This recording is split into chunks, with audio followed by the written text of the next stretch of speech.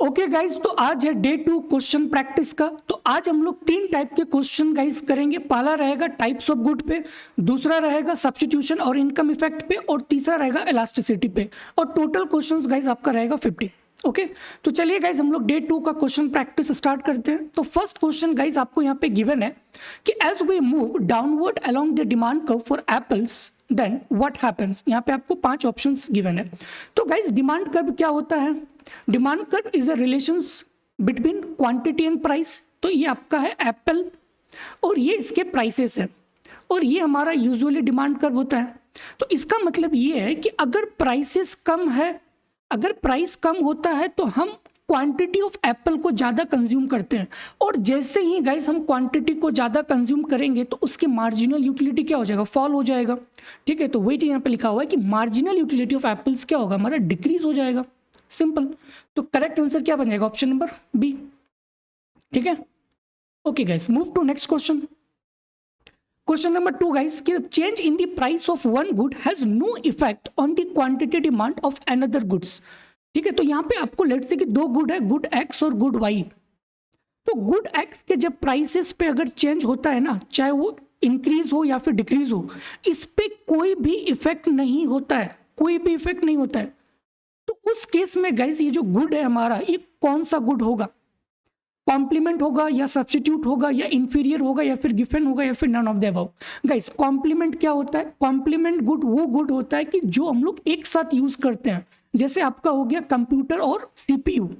तो अगर guys CPU के अगर प्राइस इंक्रीज होगा तो ऑब्वियसली है कि भाई कंप्यूटर का डिमांड क्या हो जाएगा? कम हो जाएगा। ठीक है, क्यों? क्योंकि ये कॉम्प्लीमेंट गुड है। कॉम्प्लीमेंट गुड उसको बोलते हैं कि जो एक साथ यूज होता है, जैसे लेफ्ट टू और राइट टू दोनों एक साथ यूज होता है, तो वो भी हमारा क्या बन गया? कॉम्प्लीमेंट गुड बन गया। तो अगर किसी एक के प्राइसेस पे चेंज होता है गाइस, तो दूसरे पे तो इफेक्ट होगा ही होगा। कब? जब अगर ये कॉम्प्लीमेंट होगा। बट यहाँ पे आपको गिवन क्या है कि not effect, no effect on the quantity demanded of another goods. तो इसका मतलब है कि भाई ये हमारा कॉम्प्लीमेंट नहीं होगा। सिमिलरली गाइस अगर हम सब्स्टिट्यूट की बात करें, सब्स्टिट्यूट गुड क्या होता है कि अगर लेट से कि 2 गुड है एक्स और वाई, अगर इसके प्राइसेस इंक्रीज होता है तो इसका डिमांड क्या हो जाएगा? इंक्रीज हो जाएगा। ठीक है, अगर इसका प्राइस इंक्रीज होगा, जैसे गाइस बेस्ट एग्जांपल आप ले सकते हो कोक एंड पेप्सी का। तो अगर कोक के प्राइस इंक्रीज होगा तो डिमांड फॉर पेप्सी क्या हो जाएगा? आपका इंक्रीज हो जाएगा। तो इसको हम लोग बोलते हैं सब्स्टिट्यूट गुड। तो यहाँ पे तो गाइस इफेक्ट होगा, तो सब्स्टिट्यूट भी नहीं होगा। बट गाइस इंफीरियर गुड क्या होता है? इंफीरियर गुड आपका इनकम से रिलेटेड होता है कि अगर आपका इनकम इंक्रीज हो रहा है तो अब आप उस पर्टिकुलर गुड को कंज्यूम नहीं करोगे। जैसे गाइस एक एग्जांपल के थ्रू हम लोग समझते हैं। लेट से कि जब गाइस आपका इनकम लेट से कि 10,000 था, तो आप अपने घर से ऑफिस जाते थे, लेट सपोज कि टेम्पो में। ठीक है, टेम्पो में। और जैसे ही आपका इनकम गाइस 1 लाख रुपीज हो जाएगा तो अब आप उस टेम्पो पे नहीं जाओगे। अब चाहे आप अपने पर्सनल कार से जाओगे या फिर ओला उबेर से आप फिर जाओगे। ठीक है, तो टेम्पो का डिमांड तो घट गया ना जैसे ही आपका इनकम बढ़ा। ठीक है, तो गाइस ये इनकम से रिलेटेड है, बट आपका क्वेश्चन क्या है? प्राइस से रिलेटेड। तो इसका मतलब है कि ये हमारा इंफीरियर भी नहीं होगा। सिमिलरली गाइस गिवन गुड हम लोग किसको बोलते हैं कि अगर अगर हमारे पास एक गुड है, अगर इसके प्राइसेस इंक्रीज होगा तो इसका डिमांड भी क्या हो जाएगा? इंक्रीज हो जाएगा। तो इस केस में हम लोग बोलेंगे कि भाई हमारा एक्स क्या है? गिवन गुड है। बट यहाँ पे गाइस गिवन गुड के केस में अनदर पे ये इफेक्ट कभी भी नहीं डालता है। ठीक है, तो गिवन गुड भी नहीं होगा। ठीक है, तो करेक्ट आंसर क्या बन जाएगा? Option number E, none of the above. Got it?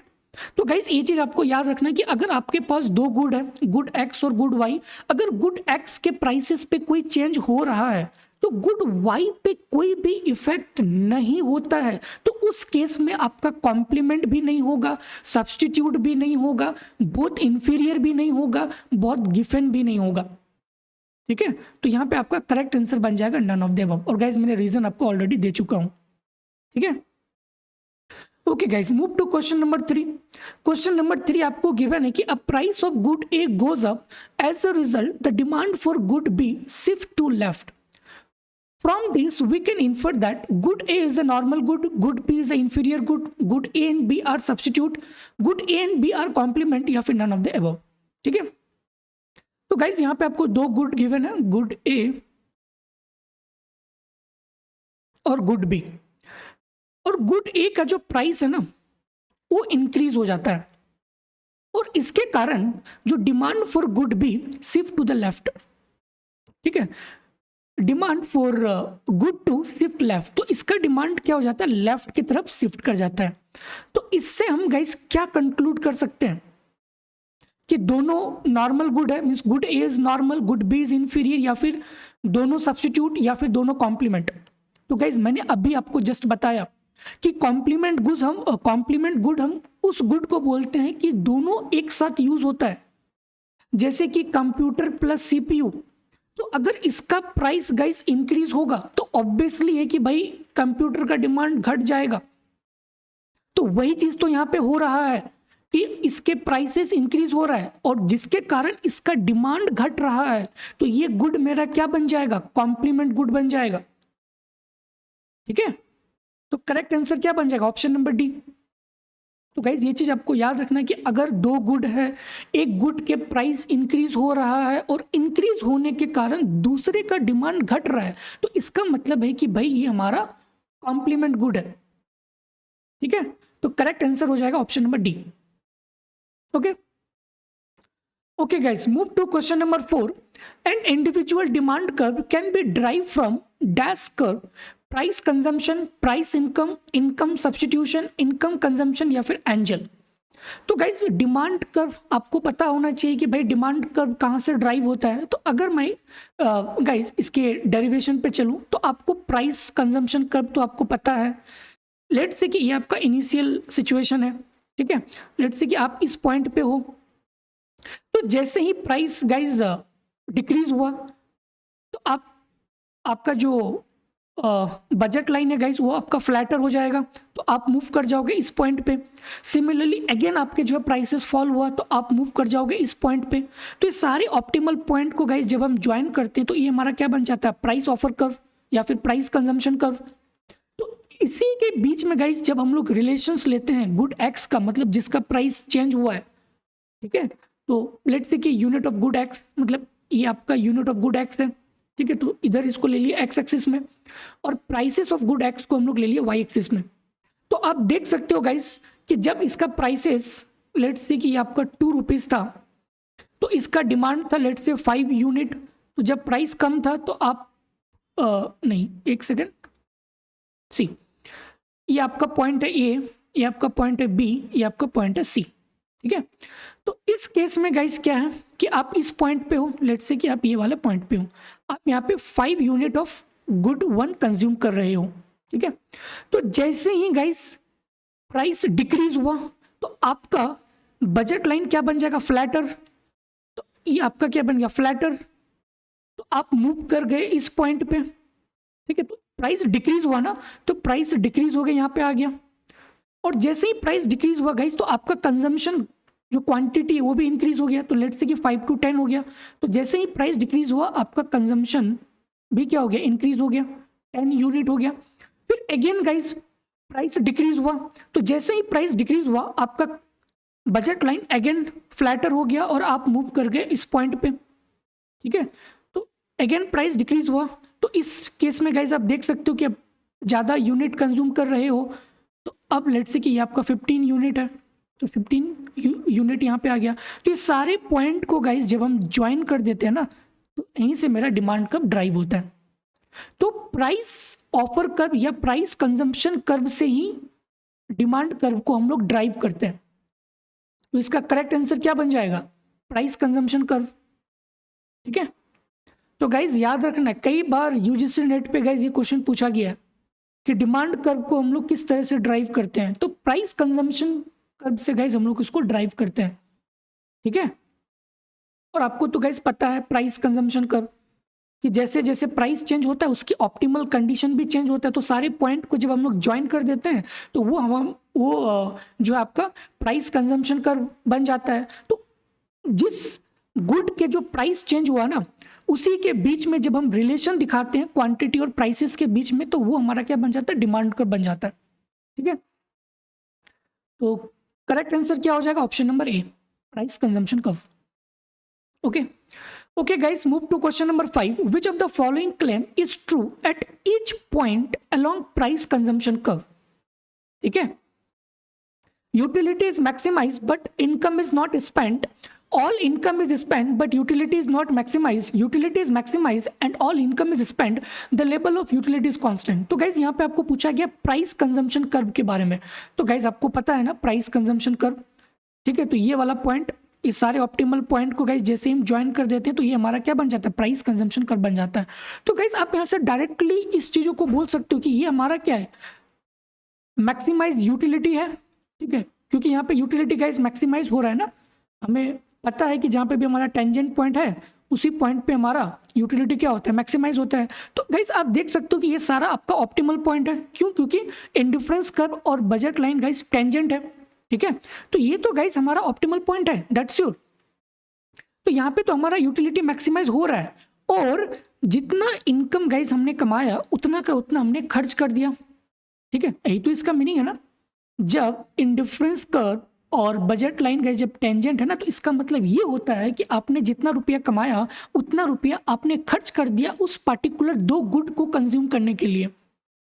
ठीक है, तो इसका करेक्ट आंसर क्या बन जाएगा, ऑप्शन नंबर सी, कि यूटिलिटी तो मैक्सिमाइज हो रहा है और उसके साथ साथ हम ये भी बोलेंगे कि इस पॉइंट पे हमने जितना कमाया है उतना हमने खर्च भी किया है उस पार्टिकुलर दो गुड को खरीदने के लिए, गुड 1 और गुड 2। तो करेक्ट आंसर क्या बन जाएगा, option number C. Okay okay guys, move to question number 6। Which of the following is true regarding income along the price consumption curve. तो गाइस आप देख सकते हो कि अगर हम जब भी प्राइस कंजम्पशन कर्व की बात करते हैं तो यहाँ पे गाइस प्राइस चेंज हो रहा है और जैसे ही गुड 1 का प्राइस चेंज हो रहा है इसीलिए हमारा बजट लाइन क्या हो रहा है, फ्लैटर हो रहा है। बट इनकम तो गाइस यहाँ पे कांस्टेंट है। तो जब भी प्राइस कंजम्पशन कर्व की बात होती है ना गाइस, वहां पे इनकम कांस्टेंट होता है, only price of one commodity change होता है। ठीक है, तो इनकम हमारा क्या होगा, कांस्टेंट होगा जब भी अगर हम प्राइस कंजम्पशन कर्व की बात करेंगे तो। क्योंकि गाइस नाम से ही आपको मालूम चल रहा है ना कि प्राइस ऑफर कर्व, मतलब कि वहां पे प्राइस चेंज हो रहा है किसी एक पर्टिकुलर कमोडिटी का। ठीक है, तो इस केस में गाइस हमारा इनकम कांस्टेंट होता है। तो करेक्ट आंसर क्या बन जाएगा, option number C. Okay guys, question number 7। Which of the following is true regarding utility along the price consumption curve. तो गाइस आप देख सकते हो कि हर एक पॉइंट पे गाइस आपका इंडिफरेंस कर्व, ये वाला सिचुएशन ये है, अगेन ये मूव कर गया हायर पे, ये पॉइंट आपका बी है। तो गाइस यूटिलिटी कर्व क्या हो रहा है कि आउटवर्ड की तरफ शिफ्ट हो रहा है और हमें गाइस पता है कि जब अगर यूटिलिटी आउटवर्ड की तरफ शिफ्ट होता है तो उसकी यूटिलिटी भी इंक्रीज होता है। ठीक है, तो हर एक पॉइंट पे गाइस इसका यूटिलिटी क्या होगा, अलग होगा, डिफरेंट होगा। ठीक है, तो it changes from point to point. तो ये भी चीज गाइस आपको याद रखना है कि अगर हम प्राइस कंजम्पशन कर्व की बात करते हैं तो हर एक पॉइंट पे गाइस उसका यूटिलिटी अलग होता है, चेंज होता है, it change from point to point. तो करेक्ट आंसर क्या बन जाएगा, option number B. Okay okay guys, move to question number 8, income consumption curve. ठीक है, तो गाइस हमें पता है ना इनकम कंजम्पशन कर्व क्या होता है कि जैसे ही हमारा इनकम इंक्रीज होता है तो उसका ऑप्टिमल कंजम्पशन भी चेंज होगा। तो सारे पॉइंट को गाइस जब हम ज्वाइन कर देते हैं तो वो हमारा इनकम कंजम्पशन कर्व बन जाता है। ठीक है, तो आपको यहाँ पे सिंपल पूछा गया, ठीक, illustrate the utility maximising combination of good associated with every income level. ठीक है, आप देख सकते हो गाइस कि इस पॉइंट पे भी गाइस आपका यूटिलिटी मैक्सिमाइज हो रहा है। क्यों? क्योंकि आपका यूटिलिटी और बजट लाइन टेंजेंट है। तो जैसे ही आपका इनकम बढ़ा अगेन आप इस पॉइंट पे मूव कर गए और यहाँ पे भी गाइस आपका slope of utility curve and slope of budget line दोनों इक्वल है at this tangent point. Similarly आपका इनकम अगेन इंक्रीज हुआ, आप मूव कर गए इस पॉइंट पे। ठीक है, तो गाइस यूटिलिटी तो मैक्सिमाइज हो रहा है, दैट्स श्योर। ठीक है, तो यूटिलिटी मैक्सिमाइजिंग तो यहाँ पे हो रहा है गुड्स का, हर एक इनकम पे, हर एक इनकम पे। तो जैसे जैसे आपका इनकम गाइस चेंज हो रहा है वैसे वैसे आपका यूटिलिटी भी चेंज हो रहा है, ठीक है, और आप गाइस यूटिलिटी को मैक्सिमाइज कर पा रहे हो, ठीक है। So that's why you shift to the outward points, okay. तो इसीलिए इसका करेक्ट आंसर क्या बन जाएगा, option number C. Got it guys. अगर आप ऑप्शन नंबर ए देखो तो यहाँ पे क्लियरली गिवन है कि illustrate the combination of income needed with various level of consumption of a good. नहीं गाइस, ये तो पॉसिबल ही नहीं है। Is another name of income demand curve, no. तो करेक्ट आंसर क्या बन जाएगा, ऑप्शन नंबर सी, ठीक है। Okay guys, move to question number 9। आपको यहाँ पे गिवन है कि which of the following pairs of a good are not complement, मतलब कि भाई कॉम्प्लीमेंट नहीं है। गाइस मैंने ऑलरेडी आपको बताया ना कि कॉम्प्लीमेंट का मतलब वो होता है कि जो दो गुड एक साथ यूज होता है, जैसे आपका सीपीयू और कंप्यूटर हो गया, तो गाइस ये दोनों गुड आपका एक साथ यूज होगा। सिमिलरली अगर मैं हॉकी स्टिक्स की बात करें एंड हॉकी पक्स की अगर हम बात करें तो ये भी गाइस दोनों एक साथ यूज होता है, तो ये भी हमारा कॉम्प्लीमेंट गुड है। लेकिन अगर हम गाइस ऑप्शन नंबर सी को देखें तो यहाँ पे आपको गिवन है कि भाई on campus student housing end off campus rental apartment. तो गाइस ये दोनों आपस में रिलेटेड नहीं है कि अगर कोई ऑन कैंपस पे रह रहा है तो भाई ऑफ कैंपस से तो वो कोई रिलेटेड है ही नहीं, ठीक है। तो that's why the correct answer हमारा क्या बन जाएगा, ऑप्शन नंबर सी। कॉम्प्लीमेंट का मतलब ही होता है कि भाई दोनों गुड एक साथ यूज होगा, दैट्स इट। एक साथ अगर यूज हो रही है तो हम लोग उसको बोलेंगे कि भाई ये हमारा गुड क्या है, कॉम्प्लीमेंट है, ठीक है। तो इस पर्टिकुलर क्वेश्चन में गाइस जो ऑप्शन नंबर सी है ये दोनों एक साथ यूज नहीं होगा, क्योंकि भाई ऑन कैंपस अलग है, ऑफ कैंपस अलग है, ठीक है। तो इसीलिए हमारा करेक्ट आंसर बन जाएगा option number C. Okay guys, move to question number 10।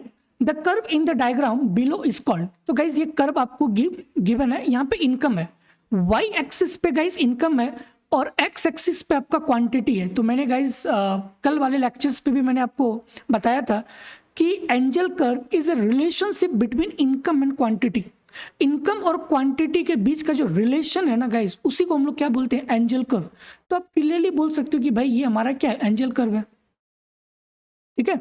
तो गाइज आप नोट पॉइंट बना के लिख भी सकते हो कि Engel curve is a relationship between quantity and income, ठीक है। Okay guys, move to next question. Question number 11 आपको गिवन है कि if an Engel curve has a positive slope. अगर Engel curve guys positive slope है तो भाई इसका क्या मतलब है, बोथ गुड्स आर नॉर्मल, या फिर good on the horizontal axis is normal, या फिर price of goods on the horizontal axis increasing, more of both the good is consume, या फिर ऑप्शन नंबर डी। तो गाइस अगर हम बात करें कि भाई ये हमारा इनकम है और ये हमारा यूनिट ऑफ गुड एक्स है, तो गाइस एंजल कर्व जो है ना एक पर्टिकुलर गुड पे बात होता है, ये कभी भी दो गुड को एक साथ में कंपेयर नहीं कर पाएगा। Angel curve is a relationship between one quantity and income. तो अगर हमारा गाइस इनकम इंक्रीज होगा तो भाई उस पर्टिकुलर गुड का कंजम्पशन भी अगर जब इंक्रीज होगा तो उस केस में हम बोलेंगे कि जो हमारा गुड वन है ना ये हमारा नॉर्मल गुड है, ये हमारा नॉर्मल गुड है। तो मेरा करेक्ट आंसर क्या बन जाएगा, ऑप्शन नंबर बी गाइस। जैसे ये वाला एंजल कर्व गाइस, चाहे आप इनकम को यहां लिखो, ठीक है, आप इनकम को यहां पे दिखा सकते हो और गुड एक्स को आप यहां भी दिखा सकते हो, ठीक है। तो जो भी गुड एक्स हॉरिजॉन्टल एक्सिस पे गाइस जो भी हमारा गुड होगा, ठीक है, तो ये पॉजिटिवली स्लोप तभी होगा, ठीक है, जब ये नॉर्मल गुड होगा, ठीक है, जब ये नॉर्मल गुड होगा। तो करेक्ट आंसर क्या बन जाएगा कि जो भी गुड हमारा हॉरिजॉन्टल एक्सिस पे है ना वो नॉर्मल गुड होगा, कब, जब हमारा एंजल कर्व पॉजिटिवली स्लोप होगा। गाइस बोथ गुड और नॉर्मल ये दो गुड को गाइस कभी भी नहीं बताता है। Angel curve is talks only about the one particular goods, only one particular goods, इसलिए ऑप्शन नंबर ए गलत होगा, ठीक है। तो हमारा करेक्ट आंसर क्या बन जाएगा, option number B. Okay okay guys, move to question number 12।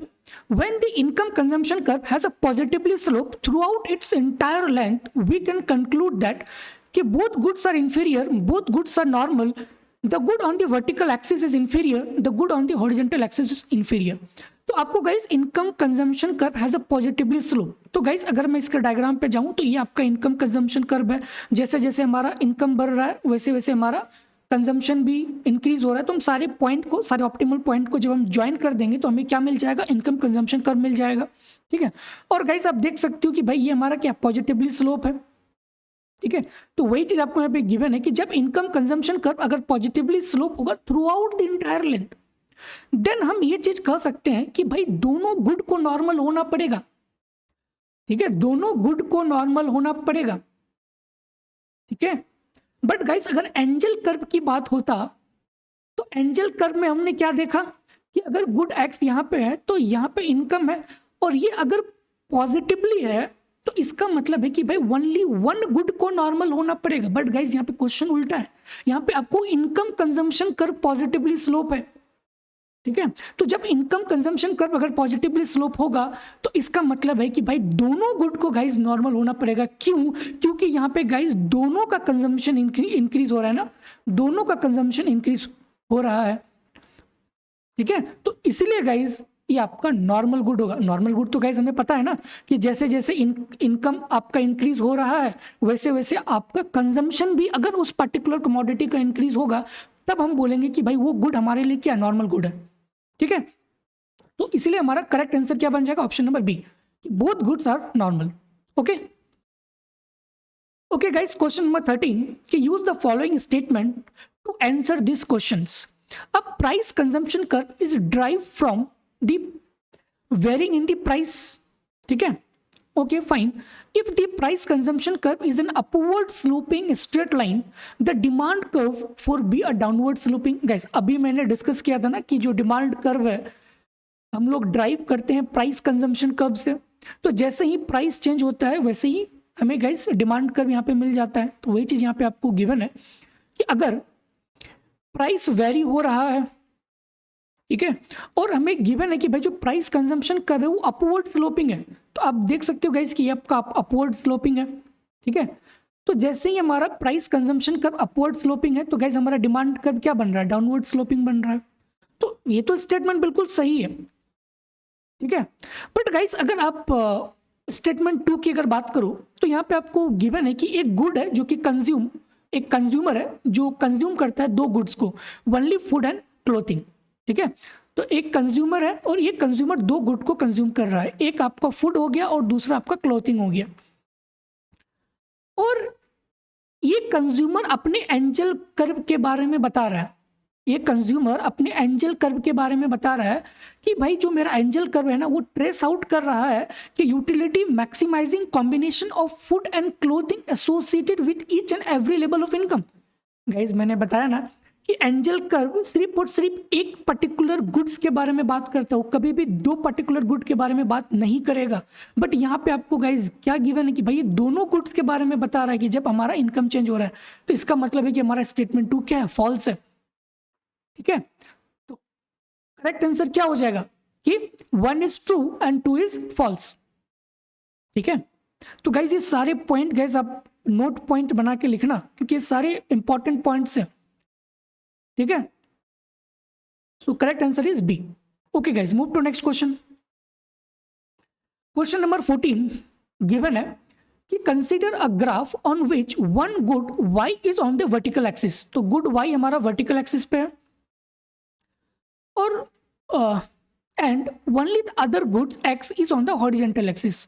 तो ये हमारा हो गया good x horizontal axis, okay. On this graph the income consumption curve has a positive slope. Income consumption curve क्या है? हमारा पॉजिटिव स्लोप है for a low income, for a low income. Then it takes a zero slope for a higher income and then it takes a negative slope for a even higher income. तो कुछ इस प्रकार का हो जाएगा, ठीक है, इस प्रकार का होगा। अब गाइस ये बना सकते हो ना ये वाला, ठीक है, सिमिलरली यहाँ पे भी हो जाएगा। तो गाइस आप एक चीज यहाँ पे क्लियरली देख पा रहे होगे कि अगर जैसे जैसे इनकम बढ़ रहा है वैसे वैसे गाइस गुड एक्स का कंजम्पशन इंक्रीज हो रहा है, गुड एक्स का कंजम्पशन इंक्रीज हो रहा है। सिमिलरली यहाँ पे भी गुड एक्स का कंजम्पशन इंक्रीज हो रहा है, ठीक है।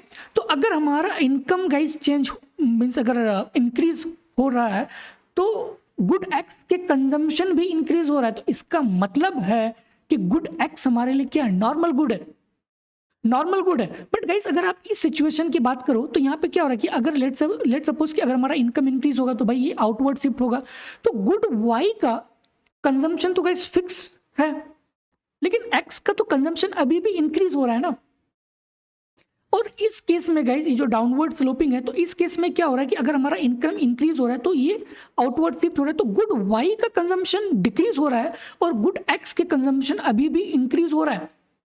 तो इस पर्टिकुलर रेंज पे गुड वाई हमारे लिए क्या हो जाएगा, इन्फीरियर। ठीक है, बट गाइज आपको क्वेश्चन पूछा गया कि फॉर ऑल इनकम लेवल, मतलब ये वाला और ये वाला, मतलब तीनों इनकम लेवल पे आपको बात करना है। तो आपको तो पता है कि भाई इस लेवल पे जो हमारा गुड वाई है वो इन्फीरियर है, बट गाइज इस पोजीशन पे हम कुछ नहीं बोल सकते, ये जो कांस्टेंट वाला है, क्योंकि भाई गुड वाई का कंजम्पशन कांस्टेंट है, तो हम इन्फीरियर उसको नहीं बोल सकते हैं। ठीक है, इन्फीरियर का मतलब ये होता है कि जैसे आपका इनकम इंक्रीज हुआ, अब उसका कंजम्पशन घट गया उस पर्टिकुलर कमोडिटी का, तब हम लोग बोलेंगे कि भाई वो इन्फीरियर होगा। ठीक है, तो इसके लिए गाइस क्या हो जाएगा कि only X is a normal good. Correct answer क्या हो जाएगा, option number D. Okay guys, मैं इस क्वेश्चन को एक बार फिर से बताता हूं। आपको यहाँ पे गिवन था ना कि जो इनकम कंजम्पशन कर्व है पहले पॉजिटिव है, फिर कांस्टेंट है, फिर नेगेटिव है। तो गाइस अगर हम इस पॉइंट की बात करें, तो लेट सपोज कि मेरे पास इनकम 20 रुपीज़ था, तो जैसे ही मेरा इनकम इंक्रीज हुआ मेरा बजट लाइन आउटवर्ड शिफ्ट हो जाएगा। तो इस कंडीशन में गाइस आप देख सकते हो कि भाई दोनों का कंजम्पशन इंक्रीज हो रहा है। ठीक है, फाइन। बट अगर हम इस पोजीशन की बात करें, तो इस पोजीशन में गाइस अगर यहाँ पे इनकम चेंज होगा, तो यहाँ पे ओनली गुड एक्स का डिमांड इंक्रीज होगा। जैसे ही हमारा इनकम इंक्रीज हुआ तो गुड एक्स का भी डिमांड क्या हो गया, इंक्रीज हो गया। सिमिलरली गाइज ये वाला केस में भी, सिमिलरली ये वाला केस में भी। ठीक है, तो सिर्फ और सिर्फ गुड एक्स का गाइज डिमांड इंक्रीज हो रहा है कब, जब हमारा इनकम इंक्रीज हो रहा है। तो इस केस में हम बोल सकते हैं कि भाई एक्स जो हमारे लिए नॉर्मल है throughout the all income level. तो करेक्ट आंसर क्या बन जाएगा, option number D, only X is a normal goods. Okay okay guys, question number 15 आपको गिवन है कि John's income consumption curve is a straight line from the origin with a positive slope. Now suppose that John preference change such that his income consumption curve remain straight line but rotate 15 degree clockwise. John demand curve for the good on the horizontal axis will be what? ठीक है, तो guys यहाँ पे आपको given है income consumption curve. तो ये आपका इनकम कंजम्पशन कर्व हो गया। ठीक है, ये वाला। ठीक है, जब ये सारे ऑप्टिमल पॉइंट को गाइज हम लोग ज्वाइन कर देंगे तो हमें इनकम कंजम्पशन कर्व मिल जाएगा। ये आपका पॉजिटिवली स्लोप है। बट अब क्या हो रहा है ना कि इसका income consumption curve guys tilde हो गया, 15 डिग्री से टिल्ड हो गया, तो ये स्टीपर हो गया। ठीक है, ये स्टीपर हो गया। तो स्टीपर गाइज जब भी होगा तो इसका मतलब है कि हमारा गुड एक्स की तरफ गाइज वो ज़्यादा झुक गया ना। ठीक है, मतलब कि वो गुड एक्स को ज़्यादा प्रीफर कर रहा है, गुड एक्स को ज़्यादा प्रीफर कर रहा है। तो इसका मतलब है कि जो गुड एक्स का डिमांड है वो आपका राइटवर्ड शिफ्ट हो जाएगा। गुड एक्स का डिमांड विल शिफ्ट राइटवर्ड, क्योंकि वो टिल्ट हो गया, वो मोर टुवर्ड दी हॉरिजॉन्टल एक्सिस, और हॉरिजॉन्टल एक्सिस पे गाइस आपका गुड है। ठीक है, तो जो हमारा हॉरिजॉन्टल एक्सिस पे जो गुड है ना उसकी डिमांड क्या हो जाएगा, इंक्रीज हो जाएगा। ओके, तो वही चीज आपको पूछा गया था कि डिमांड का for the good on the horizontal axis क्या हो जाएगा, विल शिफ्ट राइटवर्ड। ठीक है, okay okay guys, question number 16, use the following statement to answer this questions. तो आपको गाइस फर्स्ट स्टेटमेंट गिवन है कि the income consumption curve for a perfect complement is a straight line. Price consumption curve for a perfect complement is a straight line. तो guys हमें पता है ना perfect complement L shape होता है। ठीक है, एल शेप होता है उसका। ठीक है, और गाइज इनकम कंजम्पशन कर्व क्या होता है कि भाई जैसे जैसे हमारा इनकम इंक्रीज होगा वैसे वैसे उसका पर्टिकुलर कमोडिटी का जो बंडल है वो भी क्या हो जाएगा, इंक्रीज हो जाएगा। तो इसका गाइज अगर हम लोग ग्राफ देखें तो आप यहाँ पे देख सकते हो ये वाला, तो ये हमारा गाइज क्या हो गया, परफेक्ट कॉम्प्लीमेंट हो गया। ठीक है, तो लेट से कि हम इस पॉइंट पे थे और हमारा इनकम इस पॉइंट पे लेट सपोज कि 50 रुपीज़ था। अब क्या हुआ कि हमारा इनकम इंक्रीज हो गया, तो भाई जैसे मेरा इनकम इंक्रीज हो गया तो मेरा बजट लाइन आउटवर्ड शिफ्ट हो जाएगा, और जैसे ही आउटवर्ड शिफ्ट होगा तो जो कर्व है गाइस परफेक्ट कॉम्प्लीमेंट का, तो वो भी आउटवर्ड शिफ्ट हो जाएगा, तो कंज्यूमर मूव कर जाएगा बी पॉइंट पे। तो अगर हम गुड एक्स का रिलेशन देखें इनकम के साथ, तो आप क्लियरली गाइस देख सकते हो ना कि भाई इसका क्वांटिटी डिमांड इंक्रीज हो गया। क्वांटिटी डिमांड इंक्रीज हुआ तो कब इंक्रीज हुआ? जब इनकम बढ़ा। तो दोनों के बीच में गाइस अगर हम लोग रिलेशंस को फाइंड आउट कर पाए तो आप देख सकते हो कि ये लीनियर होगा, ठीक है, लीनियर होगा। तो इनकम कंजम्पशन कर्व जो परफेक्ट कॉम्प्लीमेंट का गाइस वो स्ट्रेट लाइन होगा, ठीक है। अच्छा, इनकम कंजम्पशन कर्व के बारे में ही सिर्फ पूछा गया, तो ओनली ये वाला होगा, ठीक है। ये तो एंजल कर्व हो गया, तो एंजल कर्व के बारे में गाइस नहीं पूछा गया, आपको सिर्फ और सिर्फ इनकम कंजम्पशन कर्व के बारे में पूछा गया। तो आप देख सकते हो कि आपका ये इनकम कंजम्पशन कर्व क्या बन जाएगा? स्ट्रेट लाइन, ठीक है, स्ट्रेट लाइन। इसका मतलब है गाइस ये तो बिल्कुल सही होगा। सिमिलरली गाइस अगर हम लोग प्राइस कंजम्पशन कर्व की बात करें फॉर अ परफेक्ट कॉम्प्लीमेंट, ठीक है, तो गाइस ये भी हमारा स्ट्रेट लाइन होता है, ठीक है, ये भी हमारा स्ट्रेट लाइन होता है प्राइस कंजम्पशन कर्व। तो दोनों का आंसर क्या हो जाएगा? Option number A, 1 and 2 both are true, ठीक है, ओके। अब गाइस इसको खुद देख सकते हो प्राइस कंजम्पशन वाले पे, ठीक है, okay fine. Okay guys, move to question number 17. Based on the diagram below, it can be inferred that, ठीक है, तो ये आपको गाइस गिवन है, इनकम और क्वांटिटी के बीच में गाइस रिलेशंस गिवन है। तो इसका मतलब है कि ये हमारा क्या है? एंजल कर्व है, ठीक है। तो यहाँ पे गाइस आपको कुछ बातें यहाँ पे कंक्लूड करना है कि hot dogs are normal goods for all level of income. Guys हमें पता है ना कि अगर एंजल कर्व पॉजिटिव है तभी जो हमारा गुड एक्स है वो नॉर्मल गुड होगा। बट गाइस आप देख सकते हो कि ये क्या नेगेटिवली है ना, तो इसका मतलब है कि भाई नॉर्मल गुड तो होगा नहीं, नॉर्मल तो होगा नहीं सारे इनकम लेवल पे। सिमिलरली गाइस इंफीरियर के लिए क्या होता है कि हमारा जो एंजल कर्व है गाइस वो नेगेटिवली स्लोप होता है, ठीक है। बट यहाँ पे आपको गिवन क्या है कि hot dogs are inferior but not a given, वो गिवन नहीं होगा बल्कि इंफीरियर होगा भाई गाइस। बट हमें पता है ना कि ऑल गिवन आर इंफीरियर, ठीक है, all given are inferior for all level of income. तो गाइस ये भी आपका क्या हो जाएगा? गलत हो जाएगा। सिमिलरली अगर मैं ऑप्शन सी की बात करूं कि hot dogs are given goods for all level of income, नहीं guys, all level of income में गाइस ये गिवन गुड नहीं हो सकता। लेकिन आप यहाँ से देख सकते हो कि भाई यहाँ पे तो वो पॉजिटिव है, फिर अगेन गाइस वो डिक्रीज हो रहा है, तो सारे इनकम लेवल पे ये गिवन गुड नहीं हो सकता है। हाँ भले यहाँ पे हो सकता है, यहाँ पे हो सकता है, बट इस पर्टिकुलर रेंज पे नहीं हो सकता है। तो इसका मतलब है कि गाइज आपका ऑप्शन नंबर सी भी wrong and similarly guys option number D, ठीक है। तो इसका करेक्ट आंसर क्या बन जाएगा? ऑप्शन नंबर ए, ओके। तो गाइज आपको ये चीज याद रखना है कि अगर नॉर्मल गुड होगा तो उसका angel curve guys always straight line होगा, पॉजिटिव।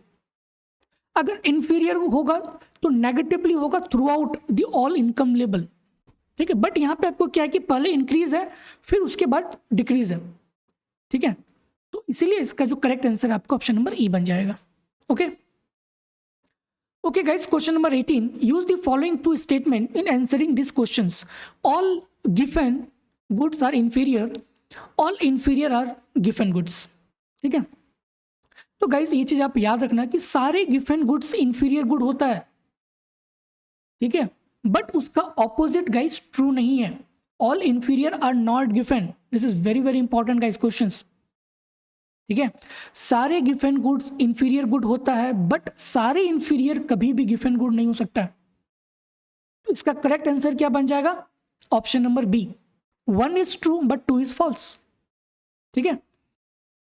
अगर गाइज मैं इसको समझने की कोशिश करूं कि भाई ऐसा क्यों होता है, तो गाइज ये आपका एक पिक्चर्स यहाँ पे गिवन है। गुड 1 हमारे लिए क्या है? इंफीरियर है, और गुड 2 क्या यहाँ पे नॉर्मल है, ठीक है। और ये हमारा पॉइंट ए है, ठीक है। लेट्स से कि भाई कंज्यूमर यहाँ पे कंज्यूम कर रहा था, अब क्या हुआ कि गुड 1 का जो है ना प्राइस इंक्रीज हो गया। तो जैसे ही गुड 1 का प्राइस गाइस इंक्रीज होगा, ठीक है, तो consumer will shift to this point C में, तो कंज्यूमर इस पॉइंट पे मूव कर गया। बट अब हम चाहते हैं कि भाई कंज्यूमर के यूटिलिटी को हम कांस्टेंट रखेंगे। अगर ये जो प्राइस चेंज हुआ ना, ठीक है भाई प्राइस चेंज हुआ, बट हम चाहते हैं कि भाई कंज्यूमर के यूटिलिटी को हम कांस्टेंट रखें, ठीक है। तो जब प्राइस इंक्रीज हुआ तो हमें गाइस उस कंज्यूमर को कुछ कंपनसेट करना पड़ेगा ताकि उसका यूटिलिटी सेम रहे। तो मैंने उसको कंपनसेट कर दिया जितने से प्राइस इंक्रीज हुआ था। लेट्स सपोज कि भाई 5 रुपीज़ से प्राइस इंक्रीज हुआ था, तो मैंने उसको 5 रुपीज़ दे दिया। इसलिए दिया ताकि भाई तुम सेम लेवल ऑफ यूटिलिटी पे मेंटेन रखो, ठीक है। तो गाइस ये जो A टू B मूवमेंट है, इसी को हम लोग क्या बोलते हैं, सब्स्टिट्यूशन इफेक्ट। और वो जो मनी जो हम उससे छीन लिए, ठीक है, तो जब उससे गाइस मनी अगर छीन लेंगे तो उसका परचेसिंग पावर घट जाएगा, तो ये मूव कर जाएगा point B two point C, और इसको हम लोग क्या बोलते हैं, इनकम इफेक्ट हम लोग इसको बोलते हैं, ठीक है। तो गाइस आप यहाँ पे क्लियरली देख सकते हो कि ये हमारा इंफीरियर गुड का केस है, तो ये पॉइंट हमारा B हो गया, ठीक है। और गाइस जब अगर हम गिवन की बात करें ना, तो गिवन गुड गाइस थोड़ा सा यहाँ पे जाता है, ठीक है। तो ये पॉइंट आपका बन जाएगा गिवन गुड का। तो अगर मैं गाइस इसकी डायग्राम बनाऊं तो आप देख सकते हो ना कि ये वाला जो एरिया है, दिस एरिया, तो आप देख सकते हो कि भाई all given are inferior, but ये वाला पार्ट कुछ ऐसा है कि इंफीरियर तो है बट ये गिवन नहीं है। इसीलिए गाइस ये वाला इसका मतलब ये प्रूफ है गाइस, मैं आपको जस्ट एज बता दिया, ठीक है। तो आप ये भी एक रीजन दे सकते हो इस पर्टिकुलर क्वेश्चन को काउंटर करने के लिए, ठीक है, ओके। तो याद रखना गाइस, अगर इंफीरियर है ना, और जब हम इंफीरियर और गिवन के गुड में अगर हम केस करें, अगर कंपेयर अगर करें, तो गिवन गुड थोड़ा सा गाइस उसके ऊपर में चले आता है। तो आप देख सकते हो कि ये वाला एरिया इसमें गाइस सबमर्ज हो गया, ठीक है। तो ऑल गिवन आर इंफीरियर तो हो गया, बट कुछ पोर्शन ऐसा बच गया कि भाई वो हमारे लिए इंफीरियर नहीं रहा, सॉरी गिवन नहीं रहा, ठीक है। तो इसीलिए गाइस इसका जो करेक्ट ऑप्शन होगा आपका बी हो जाएगा, ठीक है। Okay guys, move to question number 19। The change in the quantity demand of a good resulting from change in the relative prices with the level of satisfaction held constant is called what? Given effect, real price effect, income effect या फिर substitution effect। Guys हमें पता है ना substitution effect और income effect, ठीक है। तो ये आपका गाइस डायग्राम आपको गिवन है, तो वही वाला एग्जांपल मैं आपको जो बताया कि भाई ये कंज्यूमर यहाँ पे बैठा हुआ था और ये कंज्यूम कर रहा था। तो एक दिन क्या हुआ कि भाई अचानक से जो है गुड एक्स के प्राइसेस इंक्रीज हो गया। तो जैसे ही गुड एक्स के प्राइस इंक्रीज हुआ तो भाई कंज्यूमर का डिमांड घट गया, तो कंज्यूमर मूव कर गया इस पॉइंट पे, ठीक है। बट उसके गाइस कोई अनदर फ्रेंड है, तो उन्होंने उसको भाई कंपनसेट कर दिया कि भाई ठीक है, तुम जितना भी प्राइस इंक्रीज हुआ है तुम भाई 5 रुपीज़ ले लो, क्योंकि लेट सपोज कि 5 रुपीज़ से प्राइस इंक्रीज हुआ होगा, तो उन्होंने उसको 5 रुपीज़ दे दिया ताकि भाई तुम सेम लेवल ऑफ यूटिलिटी पे मेंटेन रह सको। तो गाइस ये जो मूवमेंट है from A to B, that is called the substitution effect. तो यहाँ पे आप देख सकते हो ना कि प्राइस चेंज होने के कारण ये मूवमेंट हो रहा है ए टू बी, ठीक है। तो वही चीज यहाँ पे आपको गिवन है कि change in the quantity demand of a good, तो यहाँ पे क्वांटिटी डिमांड तो चेंज हो रहा है ना। पहले यहाँ पे लेट सपोज कि 10 यूनिट आप कंज्यूम कर रहे थे, तो आप मूव कर गए यहाँ पे लेट सपोज कि दिस इज 8 यूनिट, ठीक है, 8 यूनिट। तो आपका क्वांटिटी डिमांड तो चेंज हुआ ना। तो change in the quantity demand of a good resulting from a change in the relative prices, relative price change होने के कारण आपका क्वांटिटी डिमांड भी चेंज हुआ with the level of held constant, level of satisfaction, मतलब कि आपका utility तो यहाँ पे कांस्टेंट है ना, सेम चीज है कि लेवल ऑफ सेटिस्फैक्शन, सेटिस्फैक्शन का मतलब यूटिलिटी, कि आपका यूटिलिटी कांस्टेंट होना चाहिए। तो इस मूवमेंट को हम लोग क्या बोलेंगे, ए टू बी के बीच में इस मूवमेंट को हम लोग बोलेंगे कि ये हमारे लिए सब्स्टिट्यूशन इफेक्ट है, ठीक है। तो करेक्ट आंसर क्या बन जाएगा, option number D, okay. Okay guys, move to question number 20। For an inferior goods the income and substitution effect. Inferior good के लिए गाइस सब्स्टिट्यूशन इफेक्ट और इनकम इफेक्ट क्या होता है, work together, work against each other, can work together और in opposite to each other depending upon their relative magnitude, या फिर always exactly cancel each other. तो गाइस अगर मैं इसका डायग्राम को देखें तो आप यहाँ पे देख सकते हो कि भाई गुड 1 क्या है, इंफीरियर है, और गुड 2 हमारे लिए नॉर्मल गुड है। तो कंज्यूमर गाइस वही सेम डायग्राम है, कंज्यूमर यहाँ पे कंज्यूम कर रहा था, तो उसके साथी ने उसको कंपनसेट किया ताकि भाई तुम सेम लेवल ऑफ यूटिलिटी पे मेंटेन रह सको। तो कंज्यूमर गाइस यहाँ पे आ गया, ठीक है, बी पे आ गया। तो ये जो मूवमेंट है ए टू बी, जो ये जो मूवमेंट है गाइज, ये movement, that movement is substitution effect.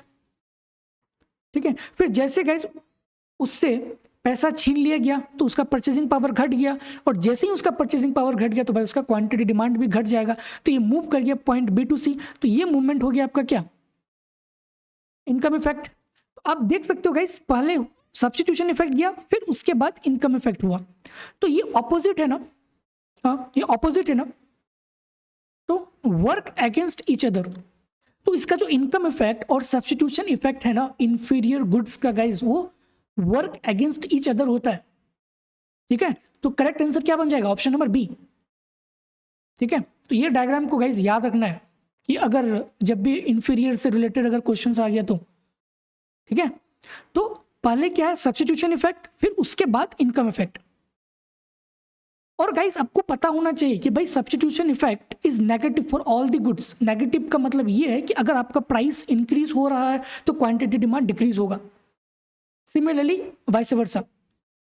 ठीक है, ओके, तो करेक्ट आंसर क्या बन जाएगा guys, work against each other. Okay guys, move to question number 21। Question number 21 आपको गिवन है कि substitution effect of a price change for product X in the change in consumption of X associated with change in what। तो यहाँ पे आपको given है कि भाई substitution effect of a price change of good X। ठीक है, तो वही वाला गाइस डायग्राम, अच्छा यहाँ पे डायग्राम नहीं है, ओके फाइन।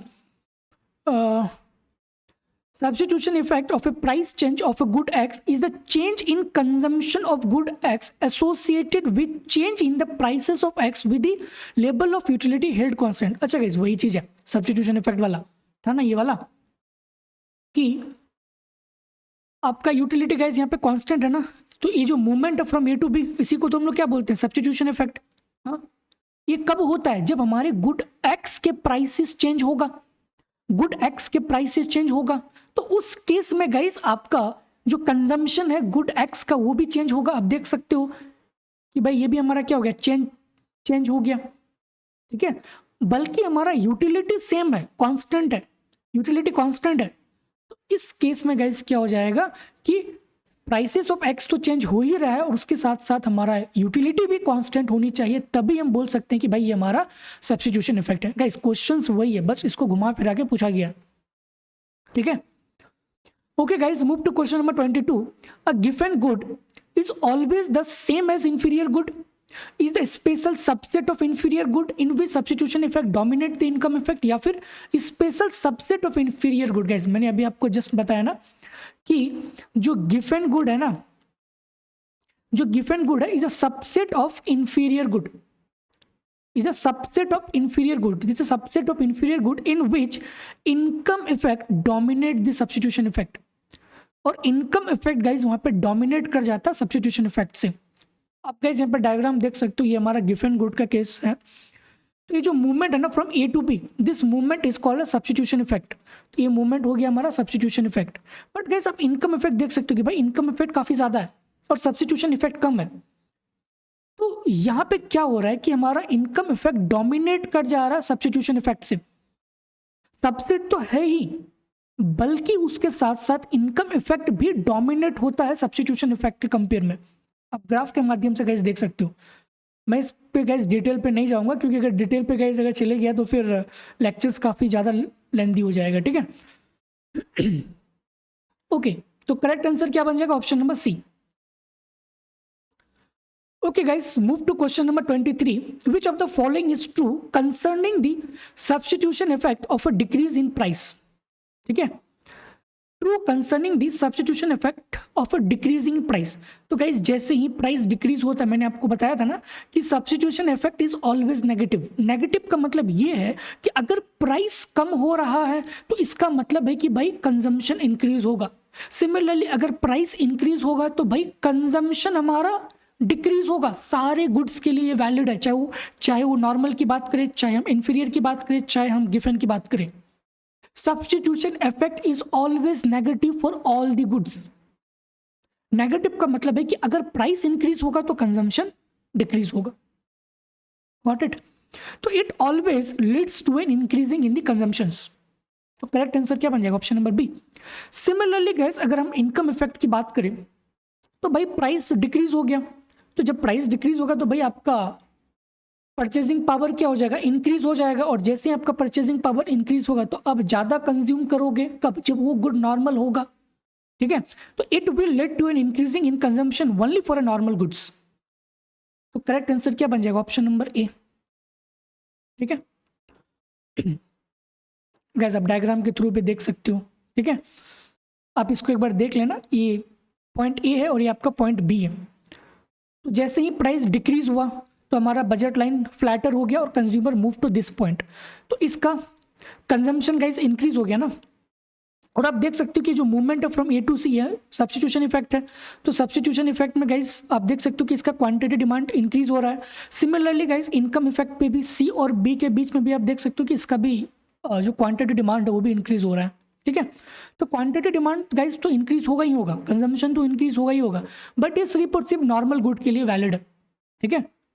इनकम इफेक्ट के केस में गाइस सब्स्टिट्यूशन इफेक्ट के लिए वो वैलिड है सारे गुड्स के लिए, बट इनकम इफेक्ट के लिए वो अलग होता है हर एक गुड्स के लिए, ठीक है।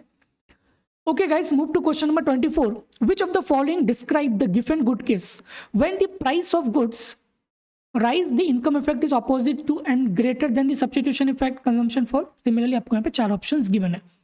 ओके, यहाँ पे आपको गाइस गिवन गुड के केस में आपको पूछा गया। गाइस मैंने अभी जस्ट आपको बताया था ना थोड़ी देर पहले गिवन गुड का डायग्राम, अगर आपको याद हो ये वाला, ठीक है। तो गाइस यहाँ पे आप देख सकते हो कि जो मूवमेंट है फ्रॉम ए टू बी ये आपका सब्स्टिट्यूशन इफेक्ट हो गया, और बी टू सी जो मूवमेंट है ये हमारा मूवमेंट हो गया इनकम इफेक्ट का, ठीक है। तो यहाँ पे ये वाला जो केस है ना, ये वाला केस कब है? जब हमारा प्राइस इंक्रीज हो रहा है, जब हमारा प्राइस इंक्रीज हो रहा है, ओके। तो जब प्राइस राइज होगा तो income effect is opposite to and greater than substitution effect and consumption fall. Guys income effect is opposite to and greater than the substitution effect, okay fine. तो आप देख सकते हो गाइस ये जो मूवमेंट है ए टू बी सब्स्टिट्यूशन इफेक्ट और B to सी ये आपका इनकम इफेक्ट है।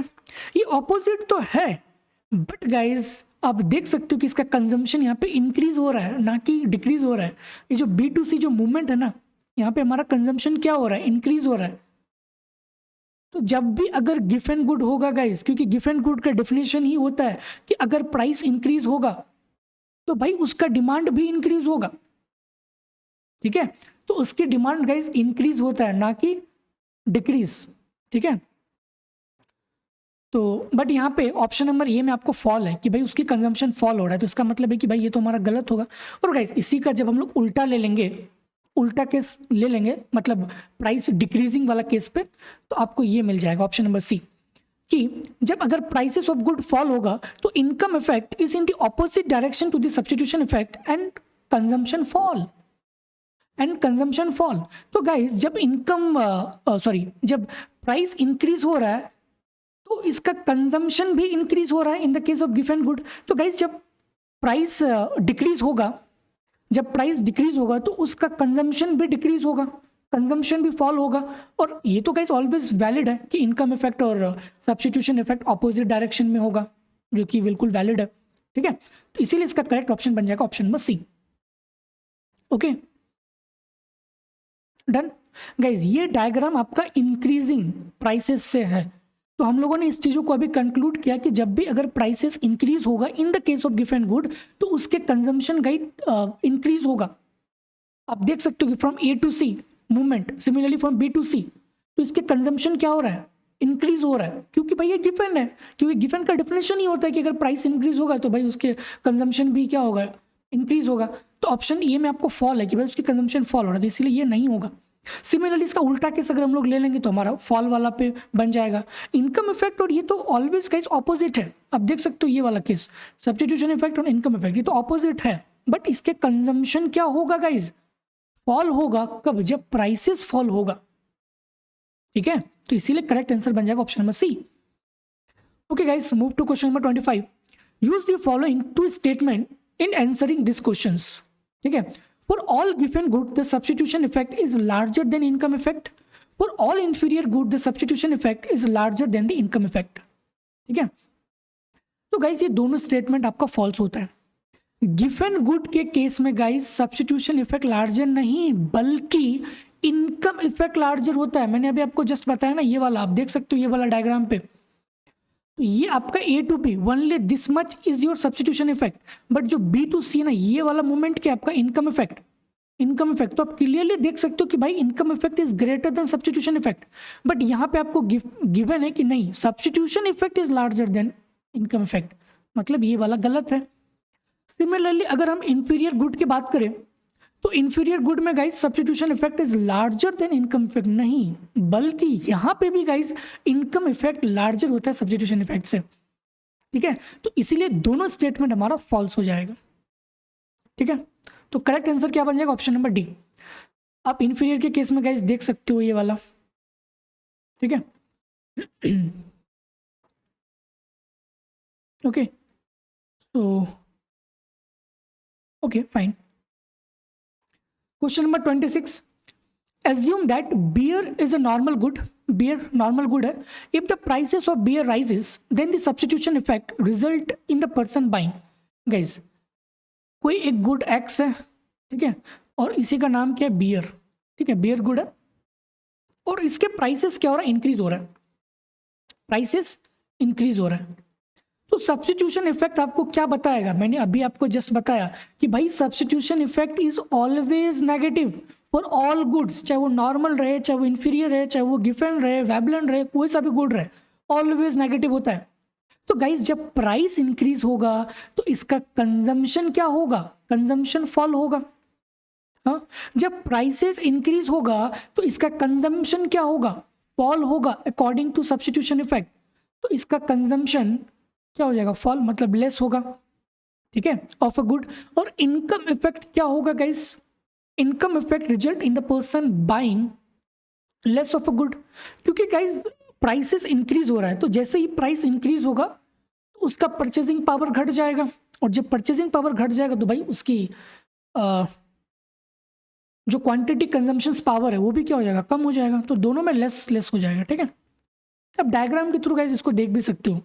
अगर दोनों गुड अगर नॉर्मल है, ठीक है, तो लेट्स से ये वाला केस हमारा क्या है, ए है, इनिशियल केस है। ठीक है, अब क्या हो रहा है कि प्राइसेस क्या हो गया, इंक्रीज हो गया। तो गाइस जैसे ही प्राइस इंक्रीज होगा गुड वन का तो बजट लाइन क्या हो जाएगा, स्टीपर हो जाएगा और कंज्यूमर मूव कर गया पॉइंट सी पे। डन। बट गाइस अब हम लोग इसको दो भागों में बांट देते हैं, सब्स्टिट्यूशन इफेक्ट और इनकम इफेक्ट। तो सब्स्टिट्यूशन इफेक्ट के लिए गाइस हमें कुछ उसे कंपनसेट करना पड़ेगा ताकि वो सेम लेवल ऑफ यूटिलिटी पे मेंटेन रह सके। तो मैंने उसको कुछ रुपया दे दिया जितने अमाउंट से प्राइस इंक्रीज हुआ था, तो मैंने उसको भाई दे दिया कि भाई तुम 5 रुपीज़ लो ताकि तुम अपने यूटिलिटी को मेंटेन रख सको। ठीक है, तो जैसे ही गाइस मैंने उसको कंपनसेट किया ताकि उसकी यूटिलिटी सेम रहे और गुड वन के प्राइस क्या हुआ है, इंक्रीज हुआ है। तो गुड वन के प्राइस गाइस जब इंक्रीज हुआ है तो ये जो कंज्यूमर है ना, जो कंज्यूमर है ये गुड टू पे शिफ्ट कर देगा अपने कंजम्पशन को, तो इसीलिए गुड टू का कंजम्पशन बढ़ जाएगा और गुड वन का जो कंजम्पशन है वो फॉल हो जाएगा। So that movement is called substitution effect. तो आप कैसे यहाँ पे क्लियरली देख सकते हो कि अगर इसके प्राइसेस इंक्रीज होगा तो इसके कंजम्पशन ऑलवेज डिक्रीज होगा, क्योंकि भाई कंज्यूमर रैशनल है, कंज्यूमर चीज़ों को रियलाइज कर पा रहा है कि भाई अगर इसके प्राइसेस कम हो रहा है, ठीक है, मुझे कंपनसेशन मिला है। ठीक है, जैसे ही प्राइस इंक्रीज हुआ कोई पर्सन ने मुझे कंपनसेट किया 5 रुपीज़ का, ठीक है, ताकि मैं सेम लेवल ऑफ यूटिलिटी पे मेंटेन रह सकूं।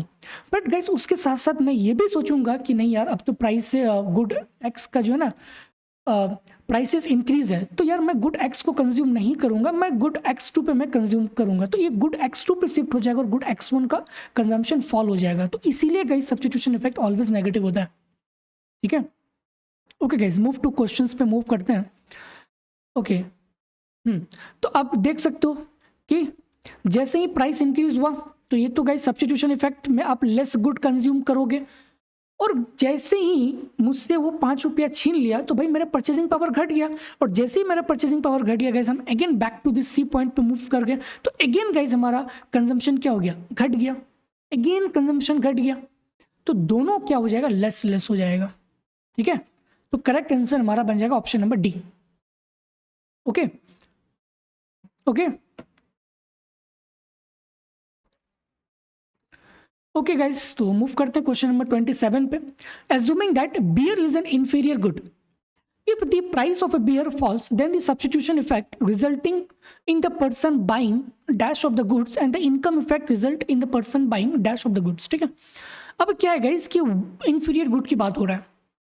ठीक है, तो अब क्या है कि भाई इसके प्राइसेस फॉल हो गया। ठीक है, तो वही बियर है आपके पास और इसके प्राइसेस फॉल हो गया, और सब्स्टिट्यूशन इफेक्ट आपको क्या बताएगा कि भाई अगर प्राइसेस फॉल है तो भाई इसके क्वांटिटी डिमांड इंक्रीज होना चाहिए, क्योंकि ये नेगेटिवली रिलेटेड होता है। Substitution effect is always negatively for all the goods, चाहे वो इन्फीरियर रहे, गिवन रहे, कोई सा भी गुड रहेगा इस। ठीक है, तो सब्स्टिट्यूशन इफेक्ट तो आपको बताएगा कि ठीक है भाई अगर प्राइसेस कम हुआ है तो भाई आप ज़्यादा कंज्यूम करो। ठीक है, तो क्वांटिटी क्या हो जाएगा आपका, मोर हो जाएगा, मतलब आप ज़्यादा कंज्यूम करोगे, ज़्यादा कंज्यूम करोगे। और उसके साथ साथ गाइज आपको इनकम इफेक्ट बोलेगा कि नहीं भाई अब जो है ना तुम कम कंज्यूम करो, क्योंकि गाइज प्राइसेस फॉल हुआ। तो जैसे ही प्राइसेस फॉल हुआ तो आपके पास परचेजिंग पावर ज़्यादा हो गया, परचेजिंग पावर ज़्यादा हो गया मतलब आपके पास इनकम ज़्यादा हो गया। और गाइज जब आपके पास इनकम ज़्यादा हो गया तो अब आप उस पर्टिकुलर गुड को कंज्यूम नहीं करोगे। वही तो इन्फीरियर गुड का डेफिनेशन होता है कि जैसे हमारा इनकम इंक्रीज हुआ वैसे हमारा क्वांटिटी डिमांड भी घट जाता है उस पर्टिकुलर क्वांटिटी का, तो वो गुड हमारे लिए क्या बन जाता है, इन्फीरियर। तो ये इनकम इफेक्ट हमें क्या बताएगा कि भाई उस पर्टिकुलर गुड को तुम कंज्यूम मत करो, क्योंकि भाई वो फॉल हुआ है जिसके कारण हमारा इनकम इंक्रीज हुआ है, और जैसे ही हमारा इनकम इंक्रीज होगा हम उस पर्टिकुलर गुड को कंज्यूम नहीं करेंगे क्योंकि भाई वो इन्फीरियर है। तो ये हमारा बन जाएगा लेस। ठीक है, तो इनकम इफेक्ट आपको बोलेगा कि भाई तुम कम कंज्यूम करो, और सब्स्टिट्यूशन इफेक्ट आपको बोलेगा कि अब ज़्यादा कंज्यूम करो, कब, जब आपका प्राइस डिक्रीज होगा तब। ठीक है, सिमिलरली गाइस ये डायग्राम के थ्रू आप देख सकते हो। ओके गाइस, क्वेश्चन नंबर 28 पे मूव करते हैं कि good A is inferior good if the prices of good A were to suddenly double.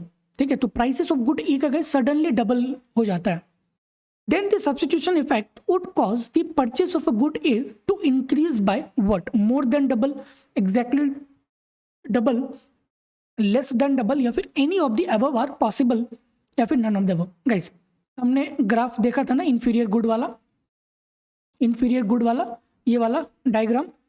तो गाइस आप देख सकते हो कि जैसे ही प्राइस चेंज हो रहा है, ठीक है, मतलब कि जैसे ही प्राइस मेरा डबल हो गया, जैसे ही मेरा प्राइस इंक्रीज हुआ तो भाई इसका कंजम्पशन भी फॉल हो गया, बट किस प्रोपोर्शन में कंजम्पशन चेंज होगा गाइस ये चीज़ हम नहीं बता सकते हैं जब तक हमारे पास प्राइसेस गिवन नहीं होगा, जब तक हमारे पास यूटिलिटी फंक्शंस गिवन नहीं होगा, तब तक हम ये एग्जैक्ट क्वांटिटी में नहीं बता सकते हैं कि हाँ ये मोर देन होगा या लेस देन होगा या फिर क्या होगा। तो इसीलिए इसका करेक्ट आंसर बन जाएगा नन ऑफ द अबव।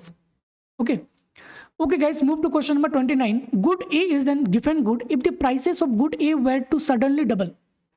अब गिवन गुड की बात हो रहा है, तो गिवन गुड गाइस, अच्छा गाइस इस क्वेश्चन को ना आप ये लॉजिक ये भी दे सकते हो कि भाई ये इन्फीरियर गुड है। इन्फीरियर गुड क्या होता है कि जैसे जैसे हमारा इनकम इंक्रीज होता है वैसे ही उस पर्टिकुलर कमोडिटी का डिमांड भी घट जाता है। तो गाइस ये इनकम से रिलेटेड है, बट यहाँ पे बात हो रहा है प्राइसेस से। ठीक है, तो जब भी गाइस प्राइसेस से बात होगा तो हम इन्फीरियर पे कुछ कंक्लूजन्स नहीं दे पाएंगे, तो ये भी गाइस आप काउंटर दे सकते हो।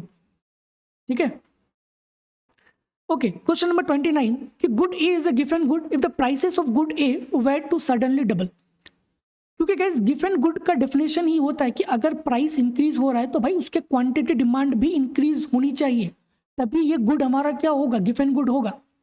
तो इसके प्राइसेस क्या हो रहा है गाइस, सडनली डबल हो रहा है। तो इनकम इफेक्ट इसे क्या बताएगा, income effect would cause the purchase of good A to increase by what, more than double, exactly double, less than double, या फिर any of the above are possible, या फिर नन ऑफ द अबव। तो guys graph के माध्यम से हम लोगों ने देखा था। ठीक है, तो यहाँ पे क्या हो रहा है कि गुड ए के प्राइसेस सडनली डबल हो गया। ठीक है, तो गाइस जैसे ही प्राइसेस इंक्रीज होगा वैसे ही गाइस हमारा बजट लाइन क्या बन जाएगा, स्टीपर बन जाएगा, कंज्यूमर मूव कर जाएगा इस पॉइंट पे। ओ नहीं, ये तो दूसरा क्वेश्चन है गाइस, सॉरी। ठीक है, अच्छा गिवन वाला गाइस डायग्राम हम लोग अगर यहाँ पे देखें, आई थिंक कहीं पे था, ठीक है, मैं मूव करता हूँ, ये वाला गाइस, ठीक है, ये वाला। तो जब ए टू बी हो गया मूवमेंट, और B to C guys movement आपका क्या हो गया, B to C is your income effect. तो गाइस इनकम इफेक्ट आपको क्या बोल रहा है कि भाई तुम ज़्यादा कंज्यूम करो, मतलब चाहे आप डबल कंज्यूम करो या फिर मोर देन डबल कंज्यूम करो, ठीक है। तो ये कुछ भी हो सकता है गाइस गिव एंड गुड के केस में, ठीक है। तो गिव एंड गुड के केस में गाइस कुछ भी हो सकता है कि अगर prices of A suddenly double होता है तो इनकम इफेक्ट गाइस उसे ये भी बता सकता है कि भाई तुम मोर देन डबल करो या फिर एग्जैक्टली डबल करो। तो ये दोनों पॉसिबल है, इसीलिए इसका करेक्ट आंसर बन जाएगा any of the above are possible, ठीक है। Okay guys, question number 30, based on this figure food is, guys आप देख सकते हो कि कंज्यूमर पहले इस पॉइंट पे था, ठीक है। तो जैसे ही फूड के प्राइस गाइस इंक्रीज हुआ तो इसका बजट लाइन स्टीपर बन गया और कंज्यूमर मूव कर गया इस पॉइंट बी पे। तो जैसे ही प्राइस इंक्रीज हुआ इसका डिमांड भी घट गया, तो ये गुड हमारे लिए क्या होगा, नॉर्मल गुड होगा, सिंपल सी बात है, ठीक है। गुड फूड क्या होगा, नॉर्मल गुड होगा, ठीक है। तो गाइस हम लोग आज 30 क्वेश्चंस तक ही रखते हैं, फिर इसका जो नेक्स्ट जो 20 क्वेश्चन गाइस बचा हुआ है फिर मैं नेक्स्ट वीडियो पर डिस्कस करूंगा। अदरवाइज गाइस फिर ये काफ़ी लेंदी हो जाएगा, ठीक है। तो और गाइस इसका जो PDF है मैं टेलीग्राम चैनल पे अपलोड कर दूंगा, उसका लिंक मैं डिस्क्रिप्शन बॉक्स पे दे दूंगा, आप वहाँ से ज्वाइन हो सकते हैं और इसका गाइस आपको पूरा PPT मिल जाएगा, ठीक है। ओके, और गाइस अगर वीडियो पसंद आ रही होगी तो प्लीज़ गाइस सब्सक्राइब कीजिए, सपोर्ट कीजिए, ठीक है। ओके गाइस, तो मिलते हैं नेक्स्ट वीडियोस पे अगले 20 क्वेश्चंस इसी टॉपिक्स पे, ठीक है। Okay guys, thank you.